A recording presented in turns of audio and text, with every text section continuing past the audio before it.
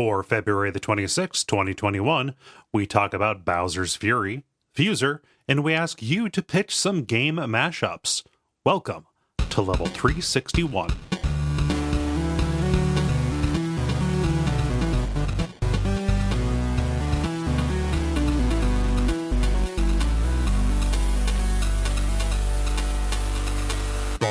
My name is Cole Ross. I'm Dennis Furia. I'm David Smith. And I'm Ben Merkel. And you are listening to The Level. It's a podcast for people who love video games. Thank you so much for understanding us taking a week off last week. There were a number of things happening, but for me personally, we were working double time trying to catch up from Gary's shoulder back injury thing. He's feeling better. Sweet. We can You're work. saying it's Gary's fault, right? Yes, it is Gary's fault that we didn't have a level last time. So direct your tweets accordingly. No, and also like Jala was having a rough time of it last week because of the Texas storm stuff. I hope everybody who's listening from there has, gotten back up on their feet after that. Hopefully, as things get better, it's going to take a while. And David, I assume things were pretty rough for you over in Alabama too, right?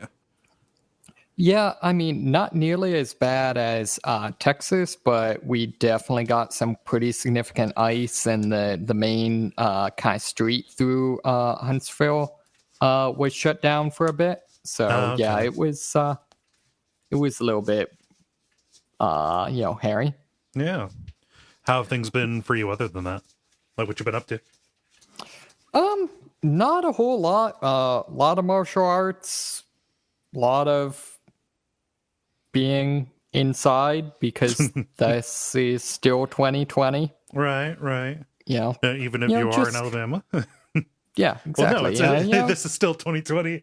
I can't tell if that was a mistake or if that was just a very trenchant comment on how things have not changed fundamentally. Yeah. So David, I mean, is there a style of martial arts that is uniquely suited to being done inside? Ooh. Oh, I mean, you could go with like Wing Chun. It's a close range style, stuff like that.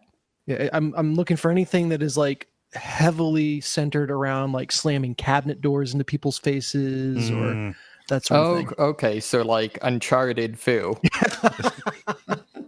I was picturing like, what can I do without ruining all my stuff? And I thought, you just do Tai Chi. That way, if you knock something over, you do it very slowly. So the problem I found with Tai Chi, because that's one of the things I'm doing, is it's very slow, so it works for that, but it takes up a bunch of space. Huh, really?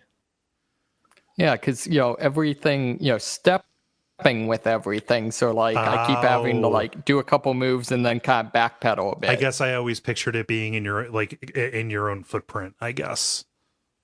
Okay. That just shows you how much, and by which I mean how little I know about Tai Chi. Yeah. But how about you, Ben? What you been up to? I was trying to make a joke about chai tea and drinking it slowly, but I couldn't piece it together. We call that a joke kit, where you put out the pieces and you let people assemble it themselves. That's right. I've been doing all right. I did taxes over the weekend. Was the highlight of my weekend. You fiend! And these Corona times. Look, man, it's like leaving the apartment is an event now. Like in Corona times. So yeah, that's the best I got. Everything I did otherwise was like online stuff. So it's like it feels weird to talk about. The feeling of having your taxes done is very good. I guess. It's sort of like paying rent, where it's like, I got to do this thing again. You know what I mean? It's like, why isn't this automated? Like, because of Intuit and Quicken. That's a whole story. But I do feel a sense of superiority every year, where I always do the free file forms or whatever. Okay, it's the free version of tax service that like H&R Block or whatever those companies like have to set up because they made a deal with the government to do so. Yeah. But then they specifically just don't advertise it at all and like don't tell anyone about it because they're trying to sell something, Yeah, yeah. I like that. I like that. Get one over on them. Yeah, it feels like it, right? Something for free. But anyway, yeah. I've never had to pay taxes. Like but I don't know if that's a good or bad thing, because it means that I've always put too much away ahead of time. Hey, time value of money, right? Yeah. Yeah. Yeah. On one hand, it's like finding $5 in your jeans that you forgot. Mm-hmm. Yeah. On the other, it's like oh, go ahead. Oh no, I would go. I interrupted you. I didn't. That was a big thing. I was to going do. to say, yeah, it's finding out that someone was embezzling from you, but they're like, no, but I was just saving it for you. Here it all is. And you're like, well, thank you, but what? Yeah, okay, I'm not gonna worry about it too much. With interest? No, it's just your money. We kept it for you. Yeah. Yeah, I always feel like, oh, look at all this, money I pay to, not have any, government services. Yeah. It is frustrating. I don't know. The world of taxes changed substantially for me when I started basically working 1099 essentially. Which is kind of what this is, where you have to do all of your own withholding and do quarterly taxes. And for me, taxes is sending in thousands of dollars every quarter, and in the hopes that when yearly taxes come around, I will not also owe several $1,000s. But turns out I generally also owe several $1,000s at the yearly taxes as well. This will be effectively my first year doing 1099 stuff, and it's a fucking nightmare, dude. I am so sorry. I'm approaching it with fear and trepidation. Yeah. Oh, that's a bummer. Yeah. So I guess on the plus side, it's nice to have never known what you've lost. Right. To not have to pay them. When there's withholding, you never get the money. Like, you never have to hand it over knowingly. And there's a psychological benefit to that. And Dottie, I don't know if you heard that, Dottie just jumped up onto my desk to knock over a can, and then she jumped right back down. Can. Yeah, that's true. Yeah, it was an empty Diet Coke can, which she like literally she jumped up, knocked it over, and then like jumped back down. So that was her prey. Yeah. Oh, well, that's Mission exciting. Accomplished. How about you, Dennis?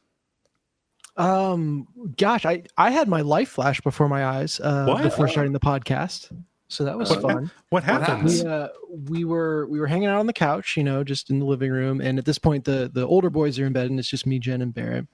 And so I was like, oh, I should probably start setting up, yada yada. So Jen holds out Barrett for me to give him a kiss, and he's looking like a cute little boy, and I go in to give him a little kiss on the lips, and I see his eyes go wide as I'm leading in, and I pull up a split second before exorcism levels of puke come out of this child. Oh. Did you? I was this close to getting inflated like a balloon with baby puke. No. Okay, so we're defining victory as none got inside you. Did any get on you? Yes. Okay. All right. No more than the normal amount. My days are, I probably get about a cup to a cup and a half of baby puke. It's like going on the Nickelodeon Studios tour. Yeah, it really, yeah. It really is. It's even green. But it was one of those things like, I was like, oh my gosh, and Jen and I just look at each other like, that could have been really bad.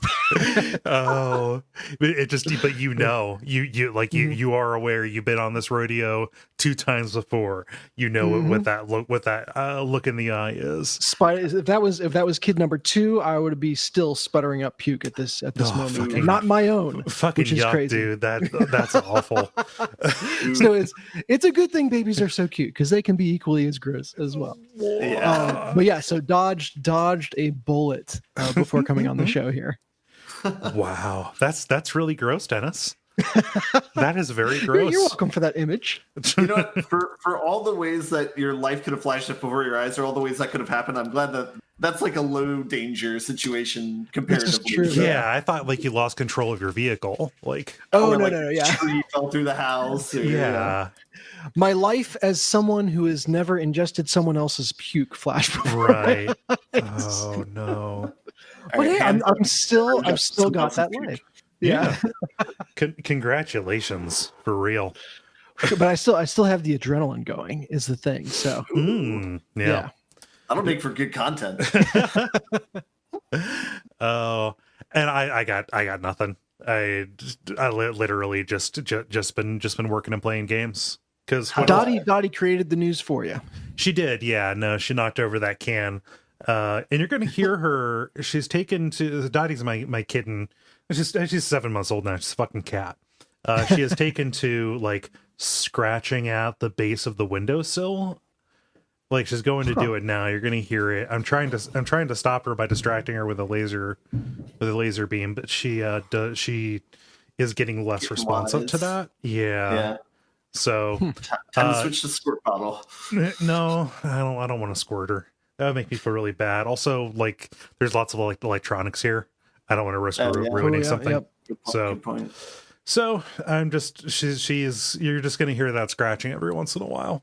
There was a large portion of this week's WAF that she got caught up on, and now now she's trying to knock over the box of wine that I have on my desk.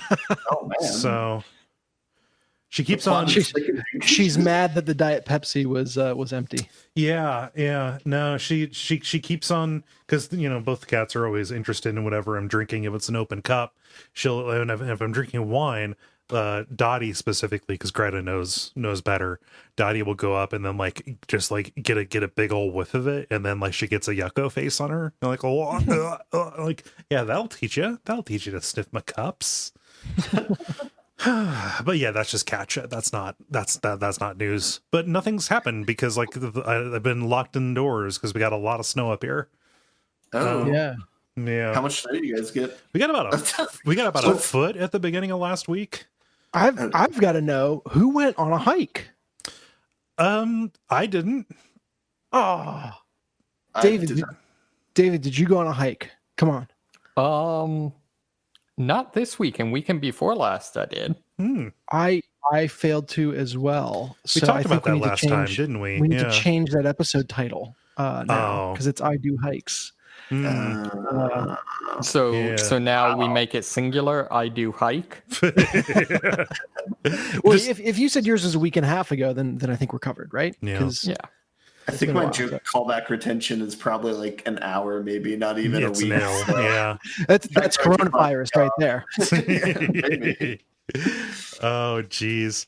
So I think we should get to talking about games because I got some stuff, and I know everybody here has some stuff. So let's do this with the regular kind of show for you. We got the grind, the multiplayer, and the end boss. And why don't we get started with the grind, where we talk about the games we have been playing over the past period of time or so. Dennis, you said you had a lot of stuff, so I'm going to start with you. Oh my God, I have so much stuff. The variety of games I've been playing took off like a rocket. Oh yeah. And it's been 2 weeks of finishing games. Interestingly enough. So I'll start with a quick one, which is I finished 2016 Doom. Okay. I actually finished that one earlier today. People might remember I'm playing that one on Stadia, and that continued to be a really, really smooth experience. Nice. I forgot I was on a streaming platform for 99.9% of it. I had no trouble lining up shots. And just in general, there were a couple times where I noticed the resolution wasn't maybe as high as it could have been. But apart from that, I could forget about it. And that was fantastic. So that was really cool. The only, it continues to be an amazing shooter. If you haven't played Doom and don't want to get Doom Eternal for whatever reason, Doom 2016 is great. I was surprised by how much I liked the boss fights. Oh yeah. And I haven't really played anything from the Doom franchise. I just kind of know it by reputation, and had seen snippets here and there. And so I wasn't really expecting these big concentrated boss fights. I was expecting more like the really intense arena battles, where it's more quantity of enemies, but they have some good old-fashioned boss fights in there, and there's some choice gaming right there. You get the cyber demon, you get the big spider. Mm-hmm, One of my favorite memories from Dune 2016 is the room before the final boss fight is just all the ammo and all the health and all the shield that you can have. It's just like, here you go. Good luck. Have fun. Yeah, and that final boss fight pays off really well, kind of what you're building up towards, because the mission structure is like, all right, this is it, because it's like, all right, here you need to get these 3 things. Each of those 3 things is a giant arena battle, working up towards this one big objective, which has the final boss in it. And so it was the entire game, the game's ethos could probably be summed up as fuck yeah. And that final boss fight was really a fuck yeah about a boss fight.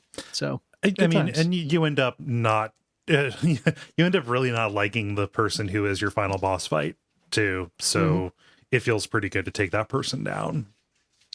It does, and like the game is fairly light on character development, but it is effective.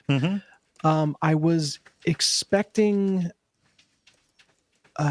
just a more like the ending to the game. I don't know why I'm worried about spoiling it, but the ending to the game is essentially you getting turned on by someone who is helping, and they walk away, and it's like the end. So that like that as the epilogue to the boss fight, it felt a little like, oh, okay. I'm like, I know there's an extra game now, so that's I can go continue that story if I want. There's nothing stopping me from seeing the next side of that coin. Yeah. But for someone who played it when it came out and having to wait however many years for the next game, that feels a little weird. Yeah. But you're not there for the story, so that's no big deal. I will say I liked that for each weapon you still don't ever have to reload in the game, but each weapon has 2 modes that you can use, like additional modes. So like your shotgun can either have a charge up shot that fires a burst of 3, or it can have like an underbarrel grenade launcher. And I got so much use out of the sniper rifles. I think they called it siege mode shot. So like you have the option to get like a long range scope or this siege mode. And I was like, I'm a terrible sniper already, and I'm playing on the Stadia.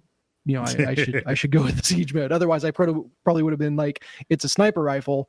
You need to choose the scope. Like, that's obvious. Right. But the charge up shot was so satisfying, and you can't move while you're charging it. So, the siege mode is you charge up this big burst shot. That's basically a railgun that takes out everything in its path. So massive amounts of damage, but you can't move while you're charging. And this game is centered around movement, right? Yeah.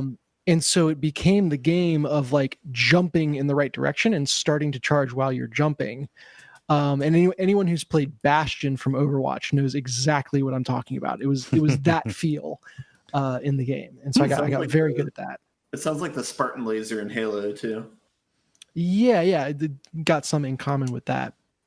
So yeah, that's Doom. Glad I played it. Glad the platform worked so well, and it's made me very open to doing other games on the Stadia. Although, as some listeners pointed out, like that platform might not be around in a couple of years. Probably not. Google is notorious for that, and it's already been gutted in a couple ways. So, which is sad because I like it. Like it works well, but. So I finished Doom. Yeah, that was good. I just with Stadia. So we recently on Bonfireside Chat covered Eco, the first game by the people who made Shadow of the Colossus, because it was an inspiration for Dark Souls. Like it's one of the main reasons why the lead designer of Dark Souls got into making video games. So we're just like, yeah, let's do an episode on that. Also, I think somebody on Patreon backed us to do it as well. That is a choice game. Yeah, and I thought, well, rather than get out my PS3 and play the HD remaster, why don't I just give PlayStation Now a try and see how that works. I had a terrible experience with that. It was like there was really? Input lag delay, there was like video compression stuff. I don't know if that's just because of my bullshit backwater internet that I have, which is admittedly a problem, but I just it was real rough shakes. So I like it's good to hear that like Stadia has worked for you, because when you said I'm doing this on that, I thought, man, that is not a great way to play that game, but it worked out. Yeah. So It was Ni no Kuni Wrath of the White Witch that I tried with my PlayStation Now trial, which is not at all time dependent. But I also tried a racing game on it, and it was worse than Doom was. Like the racing game was unplayable. So it is not just your internet connection. At least at the time, there was something worse about Now than or Stadia has been markedly better than my experience with Now. I would believe that Google is better at networking stuff than Sony is. So go figure. Yeah. Cool. So I finished Doom. I also finished Concrete Genie, which was the PlayStation. Yeah, the graffiti game with PlayStation Plus. Playing it with my kids, and the last time I talked about it, we had there was a gang of bullies that kind of chases you that you have to hide from. And you through this magic brush you see the background of one of the kids, and it's like their parents were fighting, and that's why they're mean to everyone. And I was like, okay, that's a level of dark that I can handle. Well, the next kids that they show you the background of, their parents straight up split. And it's like they're going through a nasty divorce. And I'm like, okay, so we took the same thing and stepped it up a level. The third kid, her parent is in jail, or her dad is in jail, which I get it. They didn't say exactly what he was in for, but they also don't show the mom in the picture ever. So this game goes dark. Yeah, even just by implication. Huh. I'm hoping, I think it went over my kids' heads. Yeah. But I was not expecting this very whimsical game to go that serious. Yeah. But that was something else that happened. The game also has a final act where it basically becomes a different game.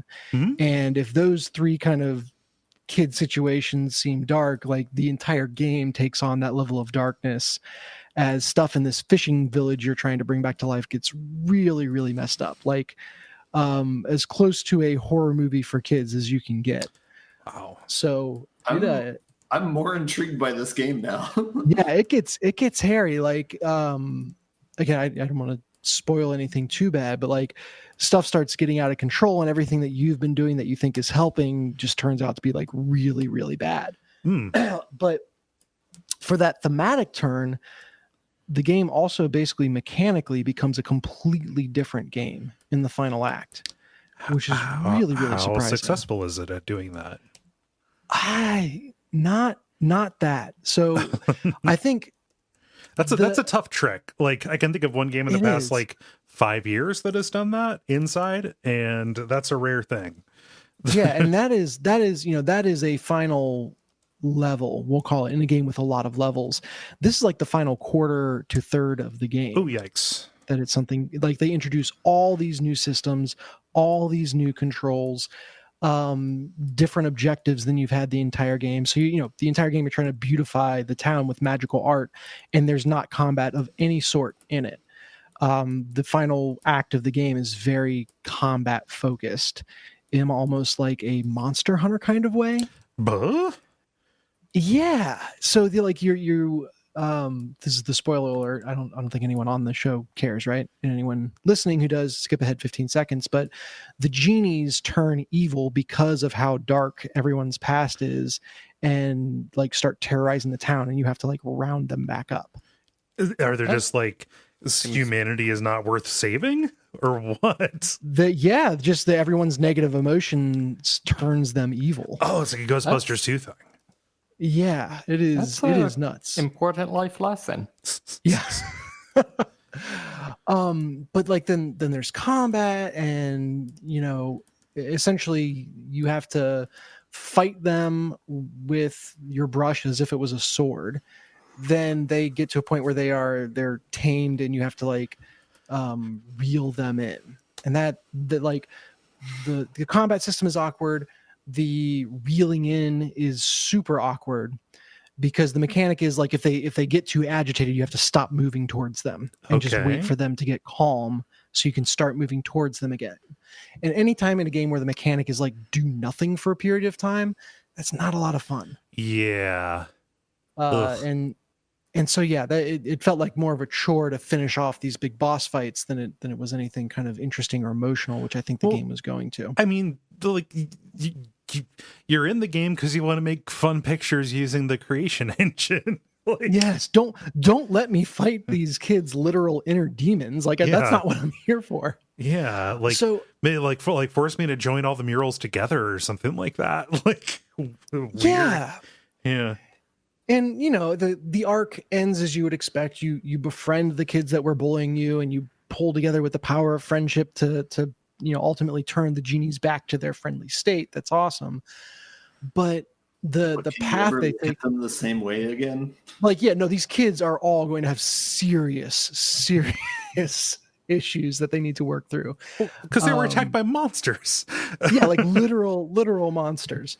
Now, what I will say is the game, like time wise and presentation wise, is much more akin to a Journey than it is to any other game that I've played, in that it is a very clear story with clear aesthetics that they wanted to tell. They tell it in a compact frame. There's not a lot of extraneous stuff or stuff that's meant for you to grind on or replayability or any of that. Like, it knows what it wants to be. It presents it overall very well, and it's done. And I appreciate that about a game.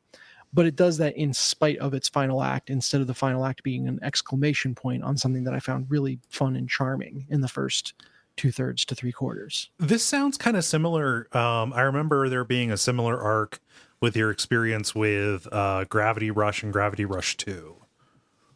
Oh, yeah. Well, the final boss in Gravity Rush 2 got pretty weird. Yeah.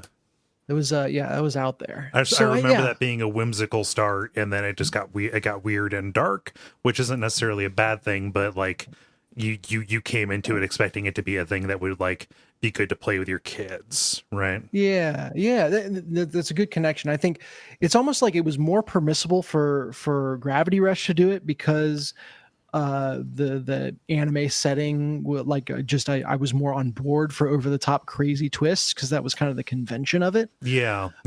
Whereas this seems very Journey-esque.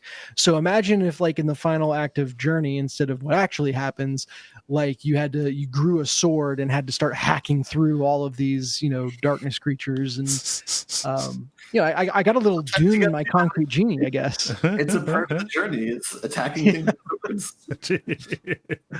Yeah, so I think taken as a whole package, it is successful. Like, it's a poignant story. It does some very, very unique and fun things in the first couple acts of the game, and I think it's worth playing to appreciate those. If you check it out, just brace yourself. Like, it gets wacky in the last third.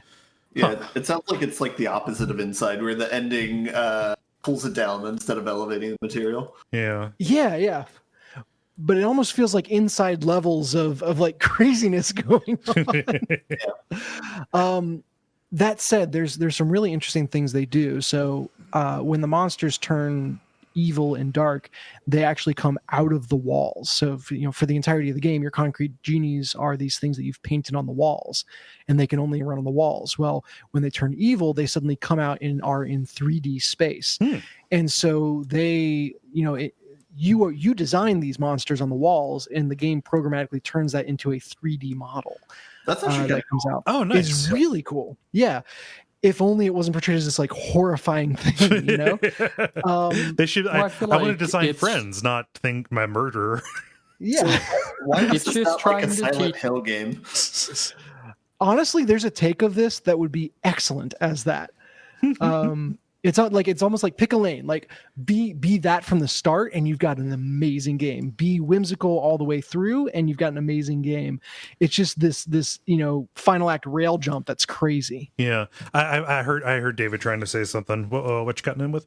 It's just saying, it's just trying to teach kids about the dangers of art.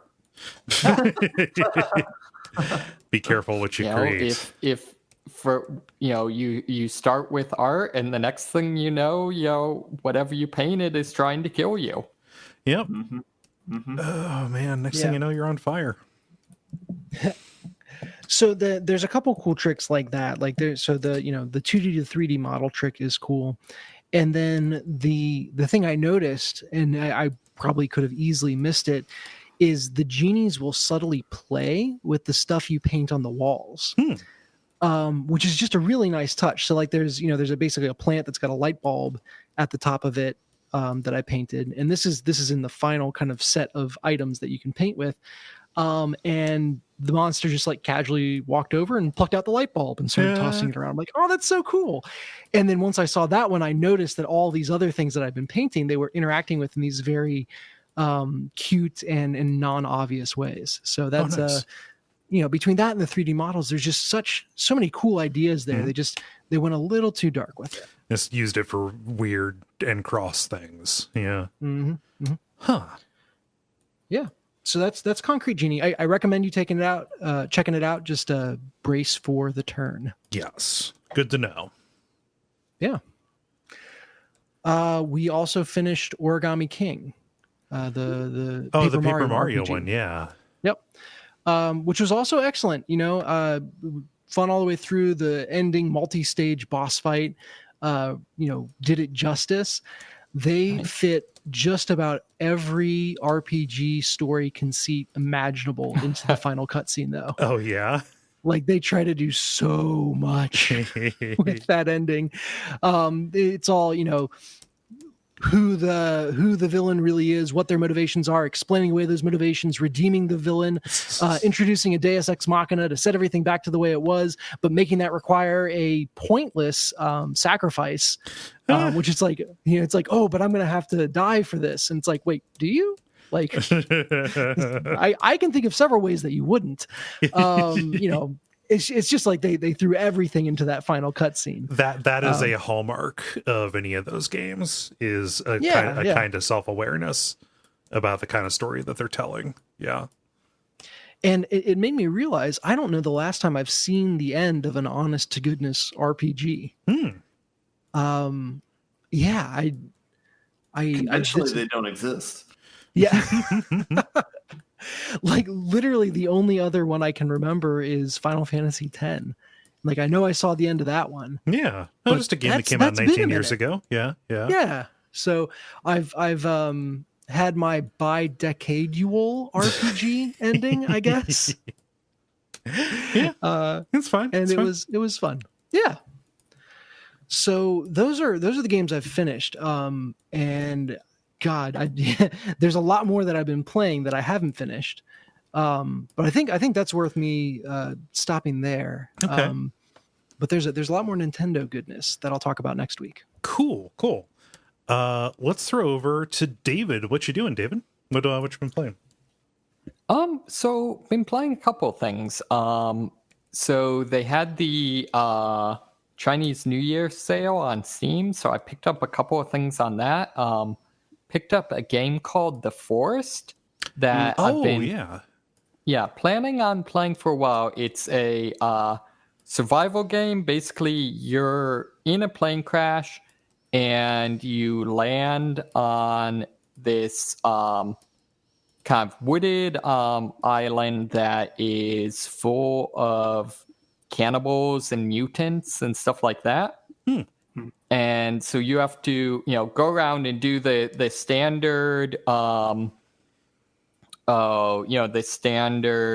chop down trees, collect rocks, build buildings, that sort of thing. Mm-hmm. But with the kind of twist that there are, killer mutants that can randomly attack you. So a couple of kind of interesting things of it are when you die, you don't actually die. They'll just like drag you off to your cave and you find yourself tied up by your feet, Tomb Raider style, and have to escape. Okay. And then the other interesting thing is that the behavior for the mutants is actually really interesting, because they'll very much like, particularly during the day, it's very uncommon for them to just attack you. They'll either, kind of stalk you and keep their eye on you, or, sometimes they'll sort of like, charge at you, then start like 5 feet away and then run away and, kind of try to intimidate you. Things like that. So it's really really kind of interesting. Much better than the normal just like run in straight line at enemy, scream, and attack. Okay. Yeah, other than that, not a whole lot to say for it. I guess the plot is generally that you're trying to find your son, and you're trying to find the other people from the plane crash, and so far they have just all been super, super dead. So are you playing on a server with like other people, or is there like a single player version of this game? I'm playing the single player version. There is a Gotcha. co-op multiplayer version, but yeah, no, I'm just playing single player. So the only thing I had seen in this game when I saw it online was like somebody jumped into a world and people had built like this staircase that went like infinitely high, and they had like a house in the skies and stuff like that. I'm like, oh, it's this kind of game. This sounds sweet, you know? Yeah, exactly.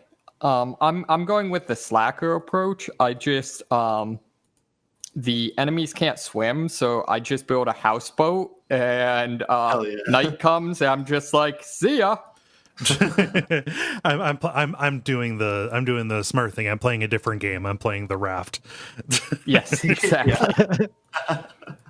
So yeah, my biggest complaint so far with it, and really the only thing I'd say is, kind of weak is, it really wants nighttime and when you're exploring caves and stuff like that to be foreboding. So it's extremely dark, but the problem is that just more makes it unplayable than anything else. I see. So yeah, that's not good to not make your game visible for half of it. Yeah, that's where you just got to crank the brightness all the way up. So even with it all the way up, like if it's like if I close all the blinds in my house, I can play it.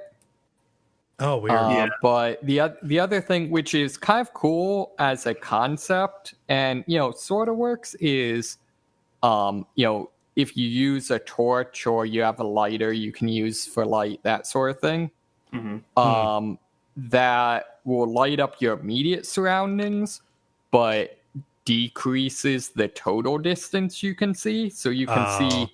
You have to decide between seeing like a long distance really poorly or a very short distance well. Okay. Yeah. Did they do anything cool? Like when you turn off the light, it waits before you can get long vision again?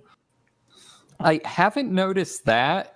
They do use the only like unlimited form of light you have is a lighter. And every so often it'll kind of go out, and you have to your character will kind of flick it a few times to get to go back on. So it's kind of got the thing where it can go off at an inopportune time. Okay. Yeah. Huh. So I'm surprised that there's a single player version of this, because this looked like one of those Rust Valheim kind of things. Yeah. Wait, is anyone playing Valheim yet? No, I am not. Because it seems like everyone is, or at least a lot of people. It looks really cool. My issue with it is I'm not sure how servers work. Same. Yeah. Like, see, I'm just getting to satisfactory, so that's a couple years old, so you are behind the times, Pops. But you're right on time for the level. Yep. We're all Pops. Oh man. So the forest. Yeah, and then the only other thing I've been playing is I also picked up Vigil, the Longest Night, which is, I guess, kind of a Metroidvania Soulsborne game, so maybe like a Soulsvania or something. Okay. Have any of you guys played this? No. So it's a 2D side-scrolling, kind of the traditional Metroidvania, but in terms of difficulty and definitely in terms of tone, it is very clearly Dark Souls inspired. It looks very similar to Salt and Sanctuary. Yeah, I would say it's that with a the only difference being like the character models are much more realistic as opposed to being cartoony. Right. Kind of the storyline, like so far the storyline's very weird. It almost comes across like a Bloodborne type of thing. Okay. To the point where like it's unclear. There's some either some like very explicit dream logic or explicit time travel. And I'm not clear which yet. Okay. The other thing that actually is pretty cool is whereas Dark Souls is, well, I mean, I guess Dark Souls does have side missions, but they're mostly just like read the wiki and do exactly what it says or you won't see them. Especially with companion or NPC quests. Very easy to fail and lose the thread on those for an entire playthrough. Yeah. Right. Whereas this, a lot of them are much more, I guess, almost mystery or kind of adventure game, like item puzzle type things, which are kind of cool. Cool. So that's a lot of fun. The one downside is this is totally kind of a common character thing, but your character in that respect is kind of dumb. Okay. In that what you have to do to solve a mystery, like by the time, you'll be trying to figure out like who did some horrible deed. And it's like, well, you've already found like 5 of their journals where they basically say like, hey, I'm going to do the thing. So I feel like you should have figured this out by now. There's probable cause at the very least. Yeah. Your lore dumps are not timed up correctly with your plot exposition. Yeah. Right, exactly. What's the pace of play like? Like how snappy is it versus how, like, let's say considered, let's say? Because like I think Salt and Sanctuary did a very good job of kind of matching the pace of Souls play. Is this faster than that, or does it kind of nail it a little bit more? Yeah, I would say it's maybe I think it starts off pretty slow. Okay. It tends to start off, depending on the enemy, you're either going to want to do like fairly hit and run or just like wail on them till they're dead. Yeah. However, all of the weapons have pretty significant like unlockable movesets. Okay. So they all tend to have some sort of dodge attack you can unlock, some sort of parry, and often some sort of like dive attack. So they can get pretty complicated. For example, the door daggers, you can basically get a thing where you in effect like do an frame tumble through an enemy. Okay. But then in doing it, like at the very end, there's a brief quick time event.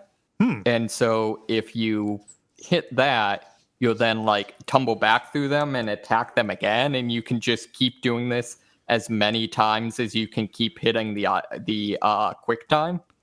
Does it get foiled if you have multiple enemies or something in the same area, or?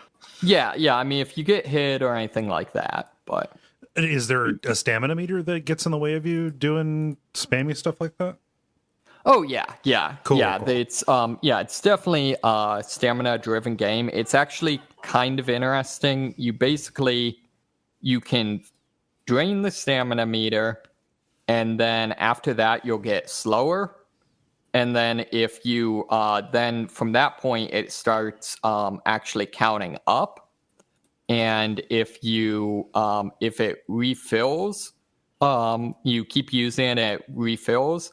you'll actually be completely unable to move. Oh, okay. So it kind of has, an interesting thing where, it has the ability to kind of bypass the stamina meter if you want, but at the same time abusing it, it really punishes. Yeah, yeah. The literal ebb and flow to it. Yep. Nice. So, yeah. So, other than that, really neat character design. Very, I'd say more kind of the Bloodborne type of thing. More the sort of weird science, blood and gore type of enemies, as opposed to the more traditional fantasy type of things. Yeah. Huh. But I had literally never heard of this, and it sounds like it'd be up my alley, at least to try. Yep. It's a really good game. I would definitely recommend it. Sweet. Anything else? Nope, that's all I got. Yeah. Ben, how about you? Yeah, I got, I think, 2 or 3 things to talk about. I want to talk about the Dyson Sphere project, because I think I talked about that last time 2 weeks ago. Yes, you did. So I got to the point where I upgraded and I unlocked the final tech cube that it takes. The recipe for it is one of each of every cube before that, plus antimatter. And so I basically have hit the final tech stage where you basically have to start actually making you set everything up. So now it's about focusing specifically on the things to make the Dyson Sphere and optimizing planets to do that. And I'm also about at the point where I'm done with the game. So I don't know if I'm going to do the final plunge or not, just because it seems like it's a lot of work and I kind of know where it's heading. So that's I'm kind of at the end point. But I've gotten to the point where I can warp to different galaxies. So that's actually, yeah, your robot gets a warp drive, no big deal. But it's actually, it's really cool because the galaxies are all procedurally generated. And you can eventually unlock tech where you can see what resources are on planets in the galaxy.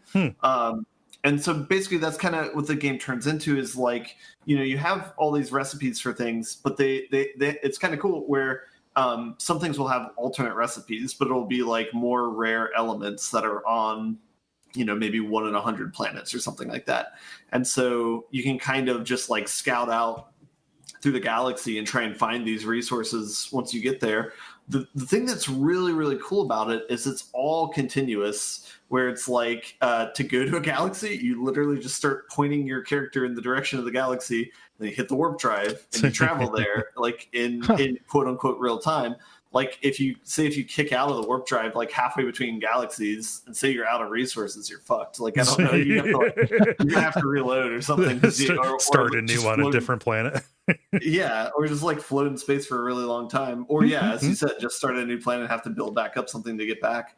But if you're No Man's Sky, you will inevitably be surrounded by asteroids that have the exact minerals you need. Exactly. Yeah, exactly. So that part of the game's really cool because it kind of, you set up these voyages that you want to go on, and so it's all right, I need to pack enough warp drives so I can get back. I'm going to need to pack enough fuel so I can fly and not run out of energy. But then I also need to pack up basic things that I can set on this planet so I can set up infrastructure and then send stuff back if I want to. Because you get in this weird situation where if you want to set up a base on another planet, whatever ships you have getting the resources, they need a warp drive if they need to come back. And so it's not really feasible to set up warp drive infrastructure and resource getting infrastructure on another planet. It makes more sense to just kind of put a beacon there, go back to your home planet, and then have ships there with warp drives go and get whatever the resource is. Right. Because you kind of have an engine to build up warp drives on your own planet. But that's kind of what the game kind of turns into. And I've seen a few videos on how people try and optimize and quickly set up planets and just exploit the resources and stuff. And so it seems cool. And for example, the one planet that I found a rare resource on, it was a complete ocean planet. And so I'd never seen that before. So that was really sweet. And it presented its own challenge where if you want to get to the resource, you have to terraform the land upward, but they keep track of how much dirt you have, quote unquote. So it's you have to go terraform other land down, like other mountainous planets down, in order to get enough dirt that you can actually terraform the ocean planet up and then get to the resources. So like that, it's like kind of cool, subtle mechanics going on there. That's fun. So I mean, yeah, maybe I'll go back and explore, like play the game just to like explore more. You kind of get some of the patterns of like, basically when you go, like you start developing a pattern where it's like when you go to a planet, you find like a resource you're interested in, you build like a square conveyor belt that goes in a circle around the resources, and then you just set up like miners to feed into that circle, and then you set up these like smelters or whatever on the inside of it that just take something in, and then they'll put it out like on an outer ring conveyor belt, and then you just pump like the out product back to this like beacon you have, and then ships carry it between your home planet. So like you start to pick up on like good blueprints for how to like exploit resources and stuff. Yeah. So that part's fine. It's just getting to the end of the game. It's not like a linear one more step sort of thing. It's like okay, now do everything that you've done before, but do it like times, like, I don't know, 3 to 5 times or something like that. Do everything that you've done before, you know what I mean? And so it's like, I'm not trying to do that. So. Yeah, you've already run to the end of the tech tree, and like, it sounds like you're like me insofar as the tantalization of like, okay, what's around the next corner on the tech tree, or like, how is that going to work if I know what's coming down the road? Like, that's motivation. Like, I want to discover more of that, and them taking away any new surprises. It makes it sound like the rest of it is just like, oh yeah, I can imagine what that's like. I can just like, I can kind of plan that out ahead of time, and it's just implementation, and like implementation isn't necessarily what I'm here for. Yeah, and this might not be a problem with the game itself, or this could be like a more broader. Because I experienced something similar with Satisfactory too. When you get to kind of the end of where you're at, you're like, okay, I think I'm good. I don't need to unlock every top tier thing, because I know where it's going, and I think I've had my fun with the game. Yeah. But but I still like the game. I still put a good amount of time into it, I think, or a good number of hours into it. So it's definitely worth a playthrough if you like those types of factory building games. It sounds fun. Like, and I did like the intro, like I did the first little tutorial. It plays really good. Yeah, and it's tough to say how many hours I played it, because there were several times where I just left the game overnight to accrue resources. Oh yeah. Just like, all right, I got my factory good to go. It's not going to shut down. I'm just going to stack up these bins that things are feeding into, like 7 high, and just let them fill out overnight. I turned it into an idle game. But so can you get the ability to like? Can you get any sort of ability to just like fuse elements? Just kind of harness the sun to, just make whatever you need? That's an interesting idea.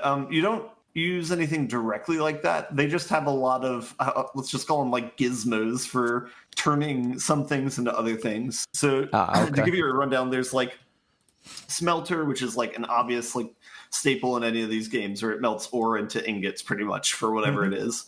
But then there's also, I think, like a refinery factory, which again is also in a lot of other games, but it turns like oil specifically into other resources. But then there's also a chemical plant, which turns kind of more exotic things into other exotic things. Like, for example, it can make sulfuric acid or graphene or stuff like that. But then there's also, I think, atomizer or like a splitter or something like that, where that can turn hydrogen into something that they call like deuteronium or something like that. It's like 2 atoms instead of 1. I don't know why. Whatever.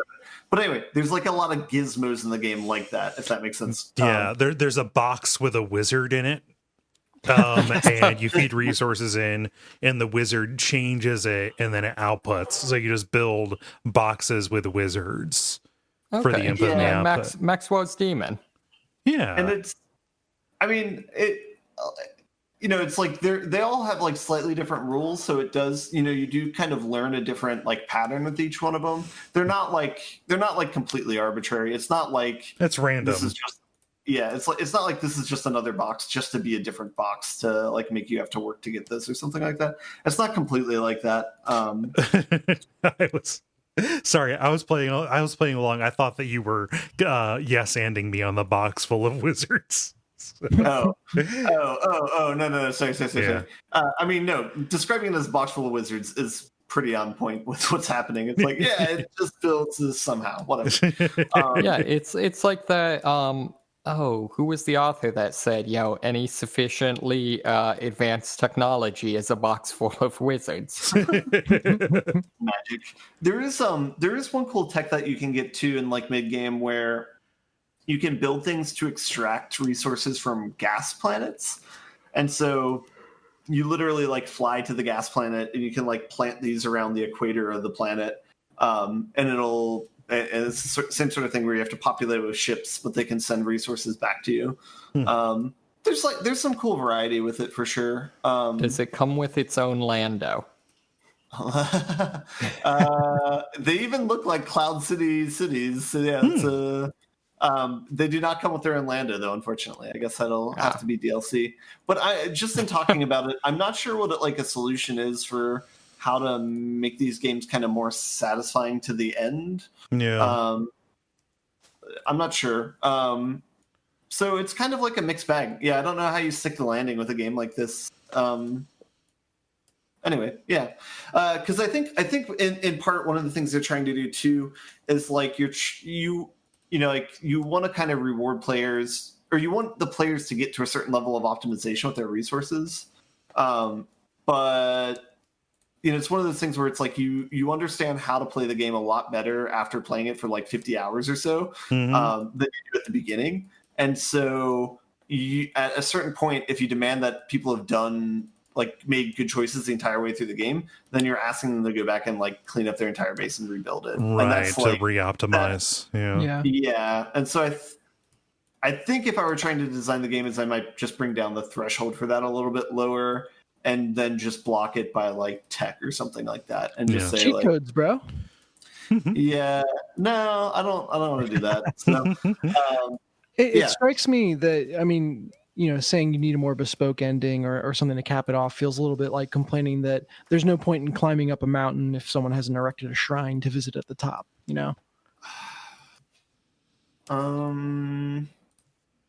Well, I mean, I guess the thing is like to take the mountain analogy, it's like making like the last 6 of a mountain go like straight up or something like that. And so by the time you get there, you're like, well, I don't have the shoes for this. Like, I'm going to go back down. I wish I knew about this like ahead of time, or like, something like I think that's kind of how it feels. But it's not that like, I don't know. Like there should be because it's not just this game. With like this happened with Factorio and this happened with Satisfactory too. It's like you get to a certain point where it's like, I'm not gonna spend that much time investing into this game. Like, for example, this one, like on Steam, it says I have 93 hours. Granted, I left it on overnight, like at least like three or 4 nights. So I probably put like a good like 50 to 60 hours in this game, right? And so what I'm saying is like I feel somewhat entitled to see an ending after like putting that much time. I feel like it's like a little bit of an issue if after that amount of time they're saying, okay, now spend another 40 hours and do this thing. But would you have chafed if any of your decisions like on the way towards how far you got felt like they were being, herded or funneled so that the game could accomplish one bespoke ending? Sorry, say that again. Like if it felt like the game was funneling you through having to do a certain amount of things or putting story beats on stuff, like does that ruin kind of the exploration or discovery of the different systems? So maybe what is it?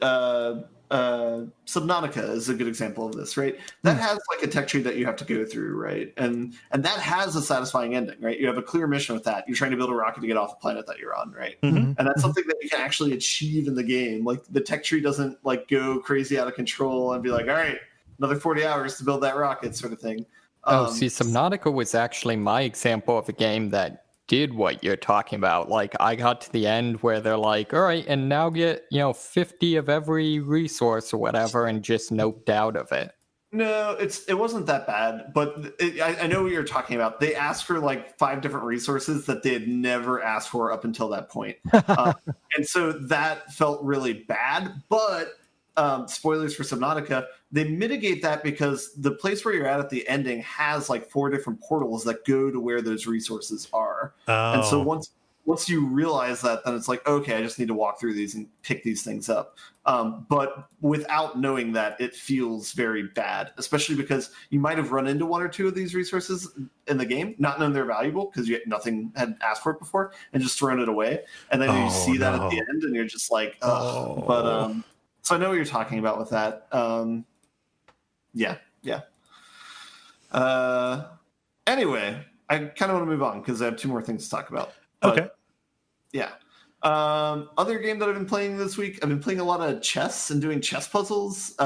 This is kind of in line with, they're doing a Twitch streamer tournament right now, where it's like a mix of popular streamers and there's a few like celebrities who are playing.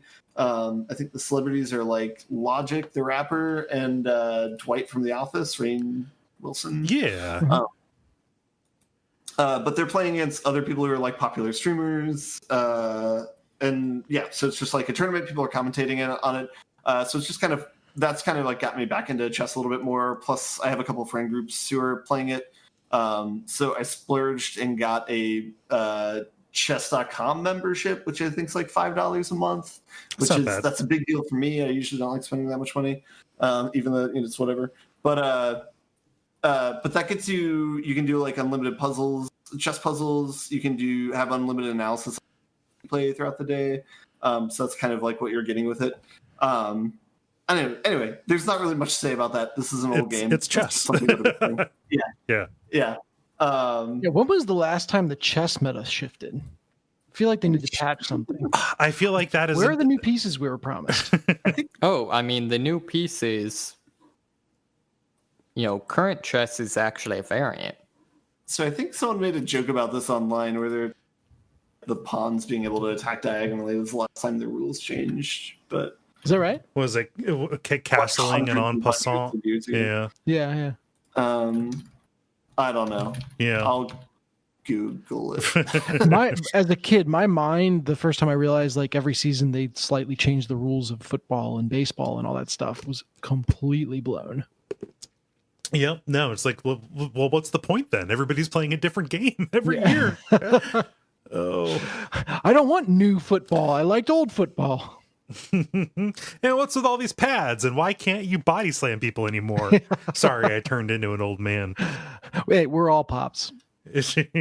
Anyway, so it sounds like the rules were solidified at the end of the 15th century or the beginning of the 18th century. It's a little spotty on the explanation. That's when like pawn movement apparently was the rule that was added, or piece having to be a piece that was captured previously, the pawn promotion, as opposed to being a duplicate. Seems like those were some of the last rules that were maybe solidified. Anyway, whatever. Not much to say about chess. I'm going to move on. I've been playing Mario / Bowser's Fury as well. Super Mario 3D World. I love that game. That's so good. Yeah. So I've played maybe, 4 or 5 hours into the Super Mario World. I think I'm on the 3rd world. And then I've played maybe about the same sort of thing, 3 or 4 hours in Bowser's Fury. I think I'm on the last section for that. There's only like 4 or 5 sections to it. It's interesting. This is my first game that I've played of that subsection of Mario games. Okay. So I wasn't really sure what to expect. There's a lot of like cool ideas in the game.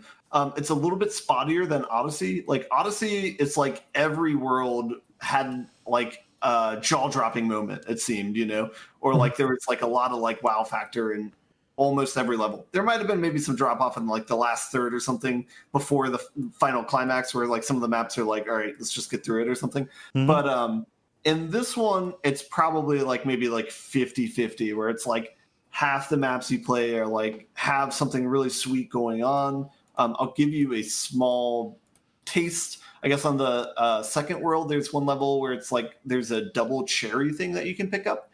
And when you do, it makes a duplicate version of Mario. And so you're controlling both of them at the same time. Yeah. But they're reacting to like the world they're in. So like if one can go forward and the other can't, the other one's stuck and the other one goes forward. Yeah. But it feels similar to a 3D version of Baba Is You, because you have that similar sort of mechanic in that game too. Mm-hmm.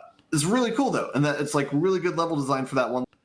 A couple of the other ones, like the levels are fine, but then maybe like they're just like okay. There's just very like simple platforming on it. One convention they have in this game over like something like Mario Odyssey is the levels have a timer to it, and all of the original Mario game. Yeah. And I think they kind of use that mechanic as a way to. It's not like so. I was thinking about it comparing it to Odyssey. Odyssey, it's like the worlds are very filled out because they know that a person's just kind of walking around, and so they reward you for checking like every corner of the game.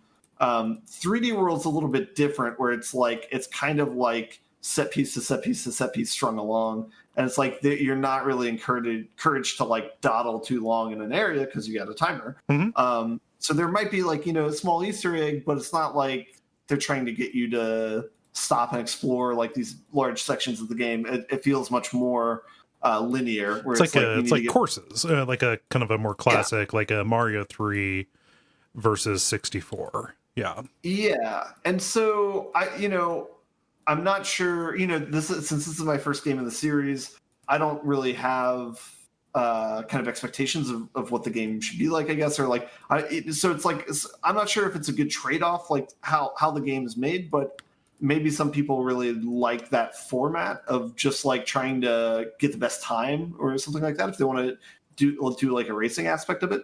So maybe people like that might enjoy this format more. Mm-hmm. I think I slightly prefer the Odyssey format. But you have two different games in this one game. You also have the Bowser's Fury game, which the weird mechanic of both these games is that the main upgrade is Mario can turn into a cat, which they lead with very early and keep that throughout the game. He can climb, and he's adorable. And anybody you play as who turns into a cat becomes adorable. And he says meow in a Mario voice. The It's movie a meow. Cats, the movie Cats conclusively shows that's not true. But the musical Cats. Fair. So the mechanic is that he can climb walls for a certain amount of time, and then he'll slide down. He also has like a dive attack that kind of trumps pretty much anything, which is nice. So like you don't have to worry about if something's scary or not. You just dive right through them as a cat and it'll kill them. Mm-hmm. So it's interesting that's kind of like the new mechanic they added. And they go like full into it, like in the Bowser's Fury mode, a recurring like boss battle, kind of like what happens in Super Mario 64, where you recurringly go to these like octagons and fight Bowser. You'll recurringly have these Godzilla type fights with you, Mario, as a cat, and Bowser as a black ink covered version of Bowser. Mm-hmm. So this game's very anime if it's not coming across already. So you like destroying cities and stuff during these fights? Well, so that is one thing that's kind of cool. And so hopefully this isn't too much spoiler, but it's like the way Bowser's Fury is set up is it's just one giant map. And so you'll go through and do these like mini worlds that are all kind of lying next to one another. And once you get a certain number of stars, in this game it's something else, like I don't know, shines, like cat shines, I think is what they're called. But once you get a certain number of them, you ring a bell and then you fight Bowser. And then you're a giant version, and then the map that you had just gone through is like a miniature size compared to your size now. Okay. So it's like Godzilla essentially, or like Power Rangers or something. Yeah. So it's cool. I mean, it's a cool mechanic to see like the world in two different scales. But at the same time, it kind of is the first example of kind of a larger problem in the game, is that there's kind of a lot of repeated content in the game so far in the Bowser's Fury. Mm-hmm. So the first choice that they did is they have all the maps next to one another instead of it being like distinct separate worlds. And it's an interesting change up. It's instead of like, in 64 where it's like you go to a specific room, you warp, there's a loading time, and then you enter in this new world. It's just like, oh, I'm going to head over here, and I'm going to just see what's here, and then like go and do this. Like they have gates instead, where there's like a gate entryway, but you don't even have to walk through it. You can just like walk around it if you want. But whenever you enter the area of the level, it'll pull up like what the current star is to go for, and then you try and do it. One of the problems, though, is that like all the stars for the different areas are at least like half of them to like 80% of them are the same idea, but it's just on a different map. So like, for example, you have to chase an ink-covered Luigi to get a star. That's repeated on different maps, but it's the same thing. You have to find like 5 hidden things. That one's like a little less excusable, or that's a little bit more excusable because like you can make that more interesting with the difference in the map. There's one where they have a similar mechanic to Zelda Breath of the Wild, where there's like a daytime nighttime cycle, with what they did with like the Blood Moon. But with this, it's like Bowser comes out and will shoot fire at you, and so you have to like dodge things. But they have this thing where it's like things that are like stones in the daytime are destructible at nighttime if Bowser shoots fire and it hits it. Okay. So you have to try and do that and then find a star under the thing he destroys. But the thing is it's like the mechanic doesn't really change map to map. It's just you have one of those things on each of the maps. Right. And you have to lure him to attack in the right spot. Yeah. So at least there's only like 5, I think, stars per map. So at least like 3 of the 5 of them feel very similar among them. So it's, I don't know, this game's like really weird. There's like good ideas in it, but then like, yeah, there's a lot of repeated content like that. And so I'm just not sure how they came to the decision to bundle these 2 games together. And like, was that always the plan? Was Bowser's Fury supposed to be a bigger game, but then they didn't think it had enough to it, so they just wanted to release it with this? Or, like, so I'm very confused by the entire game, like, as a whole. It's not bad, but it's like, for example, I wouldn't encourage anyone to pay like $60 to play this game, like, but it's like Nintendo never brings their prices down, so you're kind of stuck with that. Yeah. But like comparing this to Odyssey, which perhaps is an unfair comparison, it's like I don't think it's anywhere near as the quality of Odyssey. I'd say it's like 50% to 60% of the game. There's always been a big gulf, I think, definitely between the 3D Mario and 2D Mario games themselves, and then also in like what the people who play them really value, I think. But this isn't a 2D game. This is a 3D game. Yeah, no, it's 3D, but like it's a 3D Mario game designed, I think, for people who really like the 2D stage-based Mario games.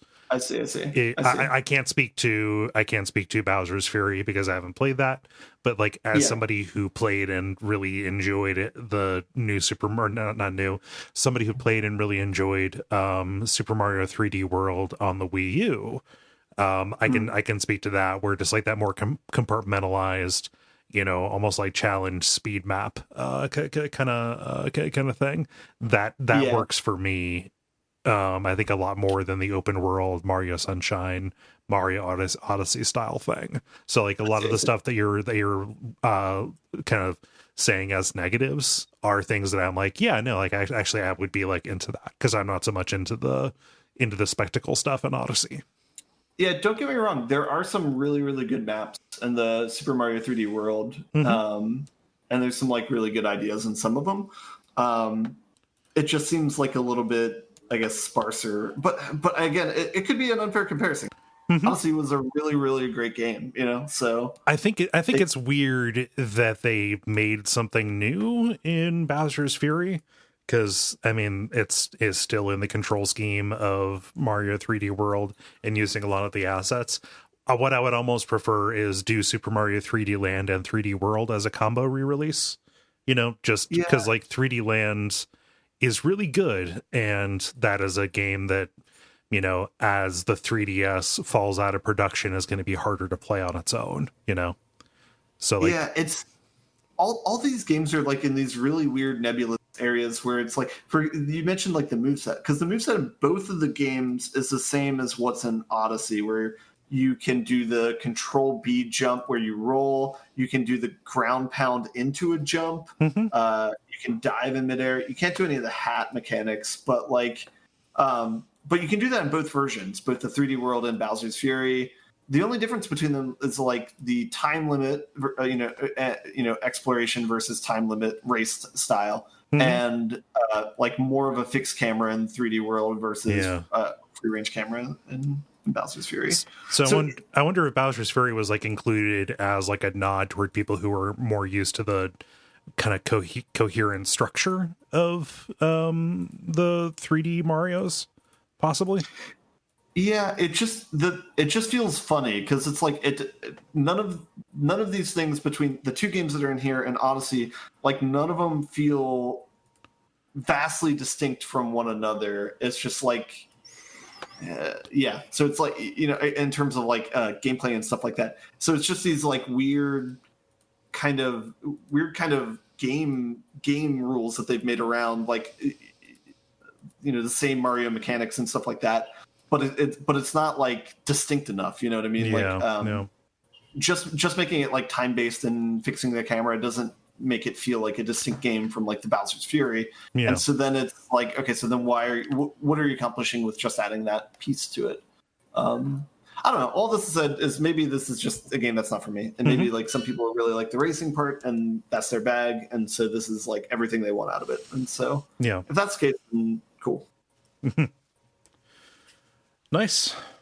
Yeah, I don't know that I have any other questions about it. You explained Bowser's Fury, the one part of it that I haven't played, very well. So there is a sick Yoshi dinosaur that can swim in water and drift. That part is a pretty cool mechanic, and just kills anything it touches, whether it's an enemy or a tree, but not oil. But other than that, yeah. Nice. Yeah. All right, I've talked long enough.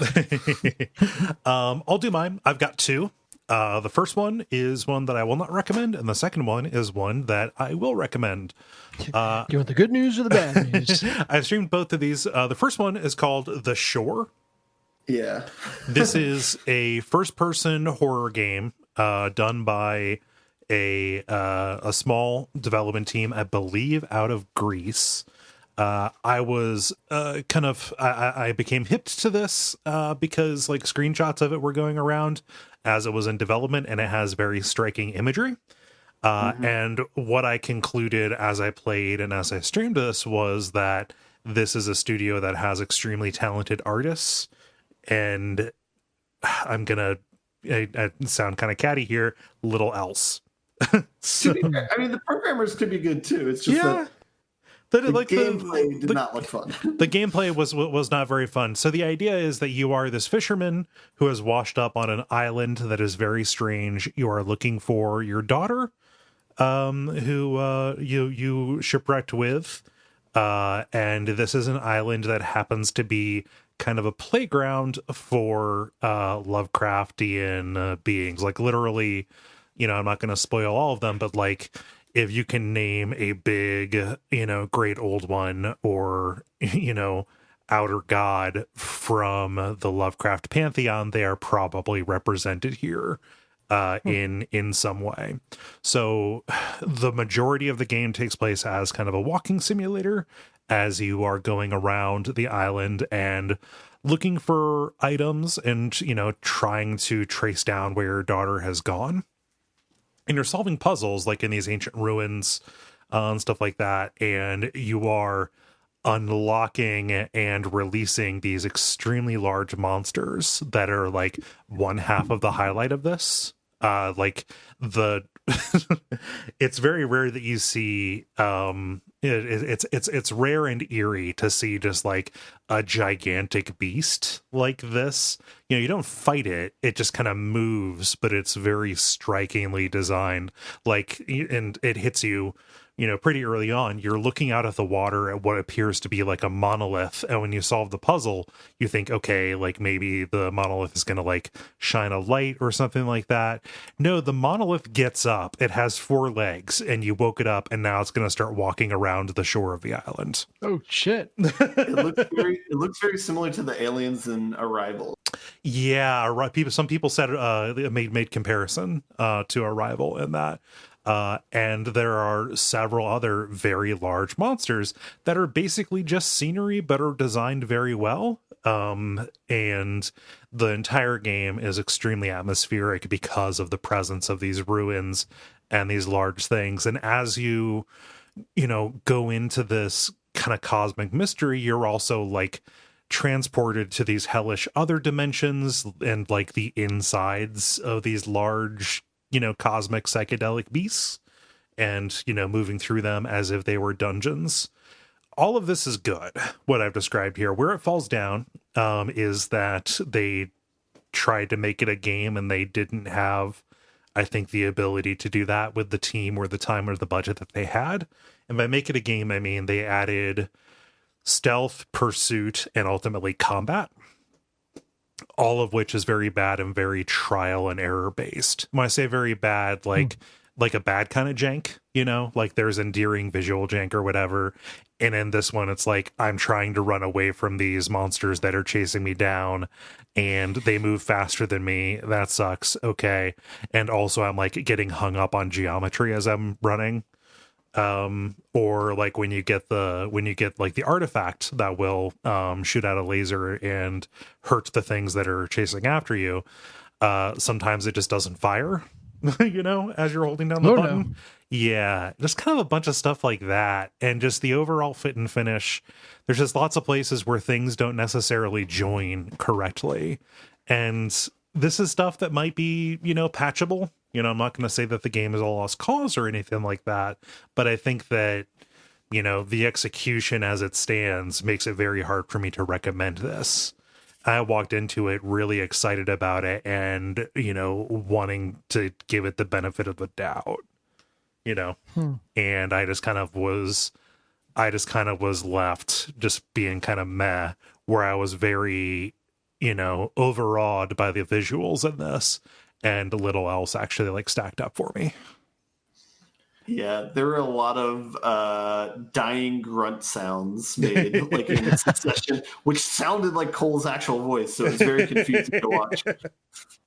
Yeah, the character's dying grunt sounded like my frustrated sounds, so that was something that threw a few people off when I was streaming it. So is the jank evenly distributed throughout, or are there kind of specific places that are worse than others? There are set piece encounters that I had to do over and over again for reasons that did not feel like they were my fault. For reasons that were outside of my execution. Nothing will make it feel not like a set piece faster than having to repeat and repeat. And that's a bit of a bummer, because like repetition, like that kind of repetition as you try to nail things over and over again, it takes the horror away from things. You know, like it quickly boils away all of the cool presentation stuff that you've done down to a wireframe. And that is, you know, underwhelming when you're here to, you know, for the glitz and the zazz, you know? Mm-hmm.